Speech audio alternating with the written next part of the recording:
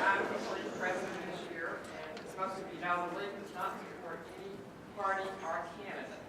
Our object is to get as much information out to the people so they can make an informed vote, and that's our function. Tonight's debate is being recorded and it'll be made available to all of the local media. And unfortunately, we tonight did not have our voters' guides. They weren't available to us. So the local ones will be distributed around town in the libraries and different places. So they were, the local one was in the Sunday paper. So hopefully you benefit from that. And in that, we had the league set up a vote 411, and you can go in and put your address in there and get a customized ballot of what it's going to be when you go to a vote, which will be very helpful if you're interested in that. And get it before vote411.org. I want to thank you all for coming tonight. I'm not going to stay here very long, but I want to thank all the league members that are here that are participating in setting this up and getting it going. So I'm going to go ahead and turn this over to our moderator, Kayleen Ray. Good evening. My name is Kayleen Ray, and I'll be the moderator for tonight's Candidates Forum and Debate. Only contested primary races will be featured tonight, and only races at the county level. Please keep in mind that primary elections are held by the political parties to choose the candidate that will represent their party in the general election in November. When you vote in a primary election, you must choose which party primary you're going to vote in, either the Democratic or the Republican. And you may vote only once. In other words, only in one. And only once in one. As a result, each race is going to be among candidates of only one party. Because there are really 2 elections occurring for each office, it's always a challenge in primary elections to decide how to best present the candidates in a debate. Tonight, we will be presenting all of the candidates in contested elections for a position, both Republican and Democratic, at the same time. The candidates in a party will be seated together. We'll have the Republicans on my right and the Democrats on my left. So remember that these are 2 separate elections. You will not have both Republicans and Democrats on your ballot. Sometimes that's confusing in primary elections. The final race for this evening is that for Hays County Sheriff. Candidates will come forward. Candidates are both in the Republican primary, Tommy Ratliff and Gary Cutler. Mr. Cutler has indicated he will not be here and has sent a statement to be read. I'll begin with the statement that Mr. Cutler sent. Dear League of Women Voters, first I would like to thank the League of Women Voters for coordinating the forum this evening and for allowing me to have the following statement read since I am unable to attend this evening. As your elected sheriff of Hays County, I can tell you that I am the only fully qualified candidate for sheriff. With 41 years of experience, 34 of those working at most every rank within the sheriff's office, I have a proven track record for transparency, fiscal conservancy, honesty, compassion, and integrity. When I encounter difficult legal situations, I refer to our district attorney's office, the grand jury system, or the Texas Attorney General's office for guidance in making just and right decisions for our citizens. My first priority is to keep the citizens of Hays County safe, as we will remain vigilant in our efforts to be tough on crime. I will continue these efforts by keeping pace with appropriate augmentations of personnel, utilizing modern technology and equipment based on facts and not conjecture. The Sheriff's Office continues to experience jail overcrowding. As one of the fastest growing counties in the United States, our jail is overcrowded in providing available holding and specialty beds. Increased inmate bookings, female populations, length of time it takes to move violent offenders to trial, and state regulations has seriously impacted the 90% population cap recommended by the Texas Commission on Jail Standards. I had to implement outsourcing again after 3.5-year moratorium, which had saved our taxpayers over $500,000. With an inmate population cap of 300, we are managing an average daily population that often exceeds 400 inmates. This has forced us to use outsourcing to manage our population in order to meet state mandated regulations. Inmate outsourcing keeps our jail from being sanctioned by the state, failing jail inspections, and in extreme cases, being closed altogether. I have kept every promise made to our citizens and my employees. I look forward to serving another term as your health insurance.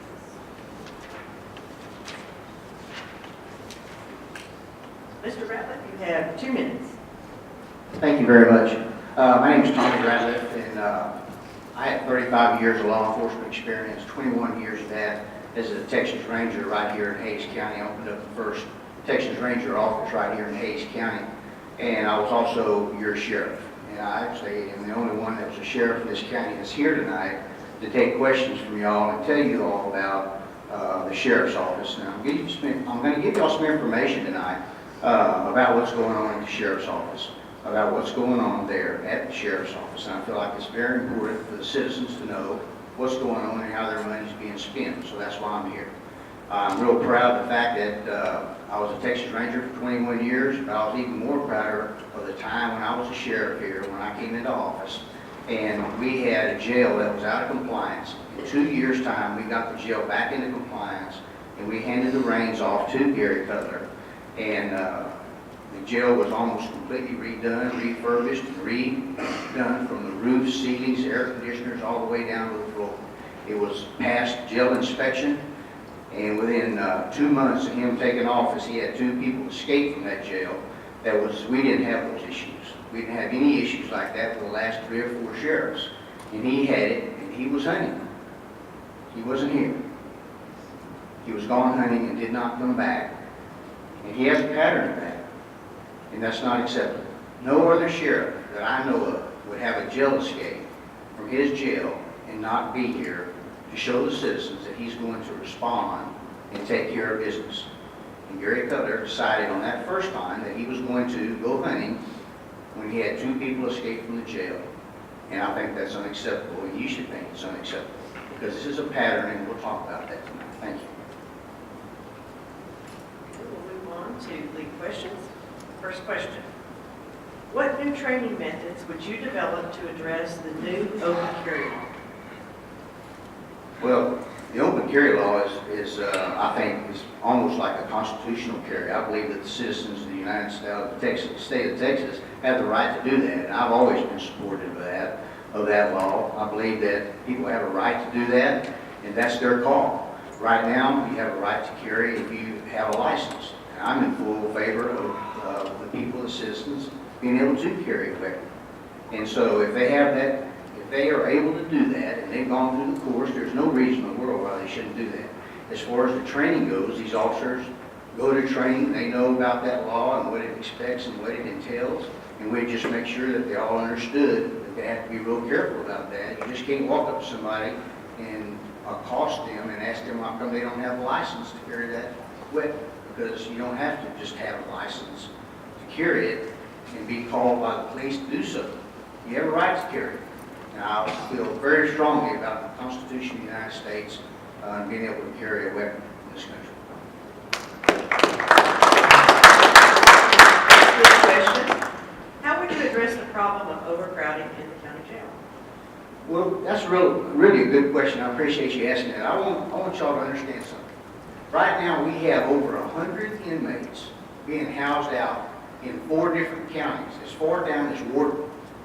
The sheriff's office has just signed an agreement with 2 other counties. So that means we have 6 counties that we are signed, the sheriff's office is signed up to house outside inmates. Well, the problem with that is the people that work there are telling me that we have 100 empty beds. Now, folks, I talked to a high official in this county. They said we're going to spend $1.5 to $2 million this year housing outside prisoners. And we have 100 empty beds in the jail.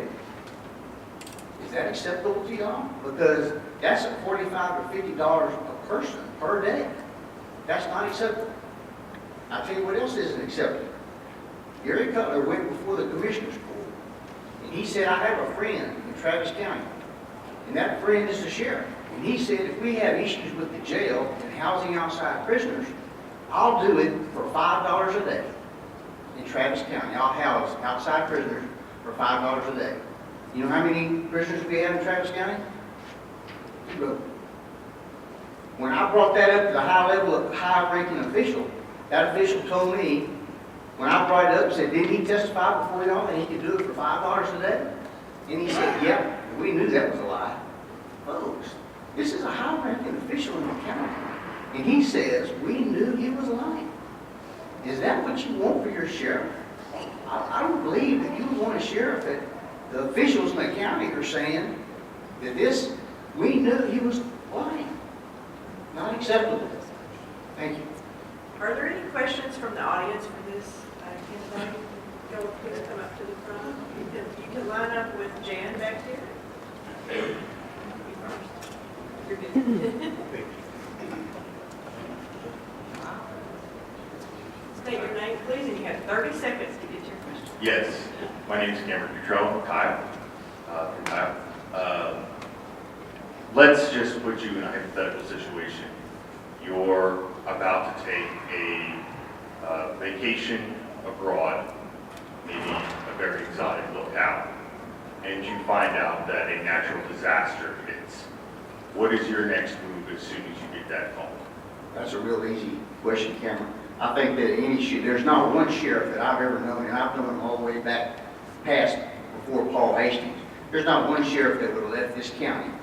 If they had left the county, not one of them wouldn't have come back.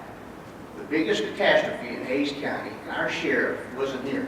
Our chief deputy was at Canyon Lake. The top 2 people at the sheriff's office weren't even available. The chief deputy did not even show up for 3 days after the fact, before he even showed up in Wimberley. The deputies, street deputies, were up there working. Wimberley, EMS, fire, and law enforcement were working, and the sheriff was not there. The chief deputy was not there. Wimberley constable's office was there working their tails off because the sheriff was not there leading. I don't know what he could have done, but he could have been leading his people. He should have been leading his people. And he should have been showing the citizens of this county, I'm here for you. And people died up there, and we had no sheriff. We have a part-time sheriff. That's what this official told me. And that's what we have. Is that what y'all want for your sheriff? It's a part-time sheriff. That's unacceptable. Next audience question, your name, please. My name is Fairleigh Underwood Myers. I live in the flood area here in San Marcos. I am a voter, and I usually help with early voting. Mr. Radcliffe, I appreciate you coming tonight, but I have a question for you. Do you believe that an incumbent not showing up for a debate where he or she can be held accountable by the voting public is a coward? I just want the public to know that I'm here to take your questions. And when I was your sheriff, I was a full-time sheriff. I was here all the time. Y'all have my phone number. I have it on my brochures. I'm available to you. I was available to you. Alan Bridges was available to you. Don Montague was available to you.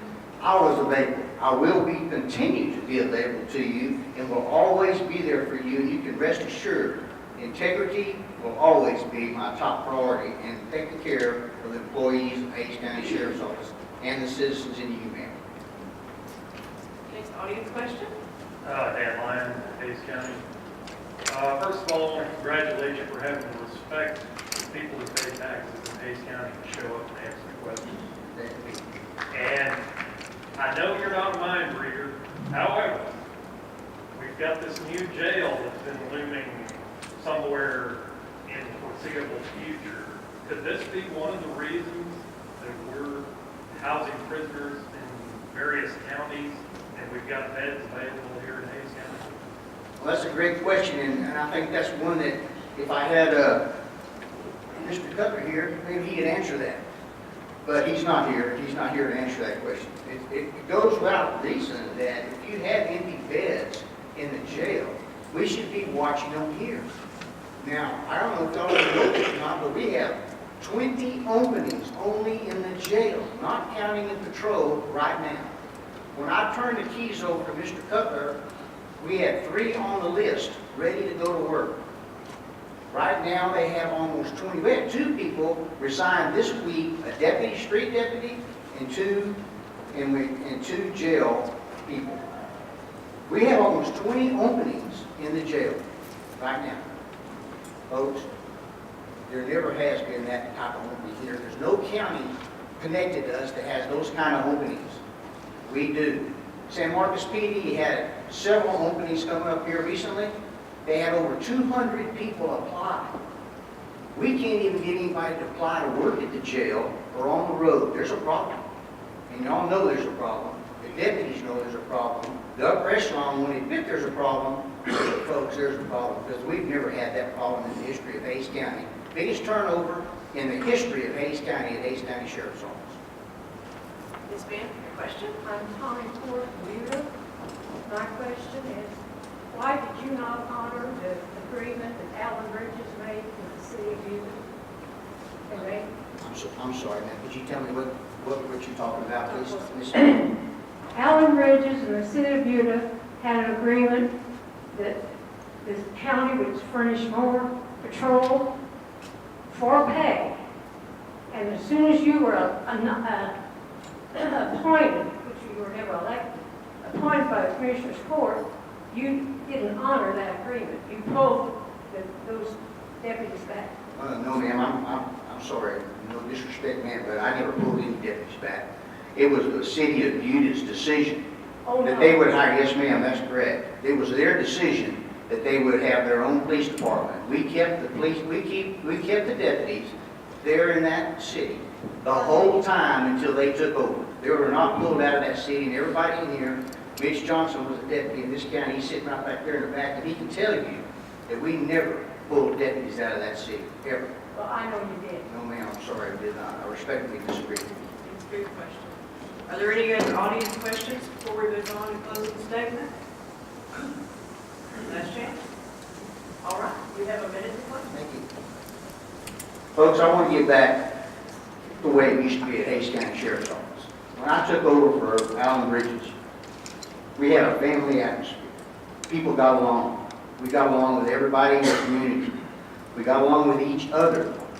We worked closely with all the constables and everybody in the county, state officials.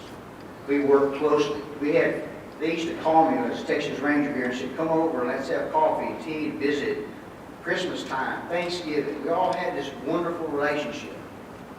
And when Gary Cutler came in here, that's the first thing that was gone.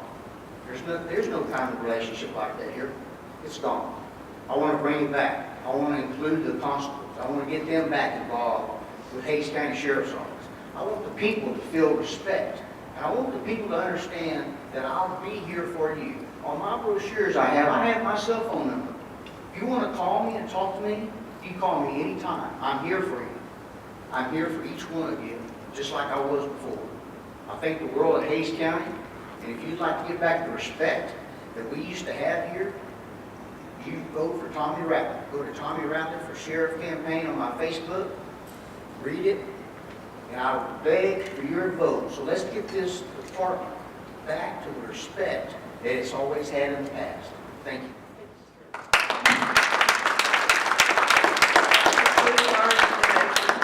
Remember, early voting begins on February 16th. It ends on February 26th. And election day is on March 1st. You must pick one of the other primaries, remember. So pick your primaries and be sure to vote. Thank you very much for coming.